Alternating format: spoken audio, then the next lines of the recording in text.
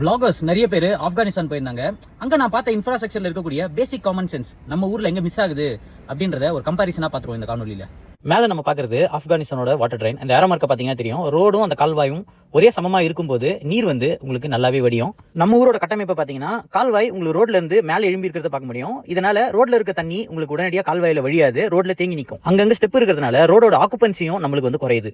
இரண்டாவது, நம்ம ஊர்ல பெரும்பாலான ரோடுகள்ல நம்ம பார்க்க முடியும், ஒரு ரோட்ல இருந்து இன்னொரு ரோடுக்கு ஏறணும்னா உங்களுக்கு பழனி படிக்கட்டு மாதிரி உங்களுக்கு ஸ்டெப் இருக்கிறது. நம்ம ஊர்ல மினிஸ்டருங்க போற வர ரோடு இருக்குது பாத்தீங்களா, அதுக்கு மட்டும் யோசிச்சு நம்ம இன்ஜினியரிங்கள் கட்டியிருப்பாங்க.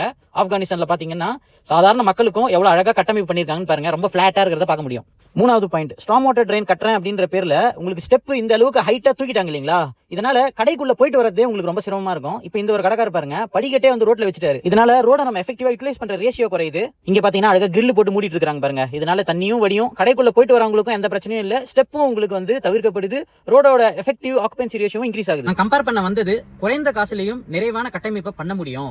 அதுக்கு இந்த ஆப்கானிஸ்தான்ல நான் பார்த்த சின்ன சின்ன விஷயங்கள் ஒரு உதாரணம் அப்படின்னு சொல்றதுக்காக மட்டும்தான். அதனால ஆப்கானிஸ்தானை இந்தியாவை நான் கம்பேர் பண்றேன் அப்படின்னு தவறா எடுத்துக்க வேண்டாம்.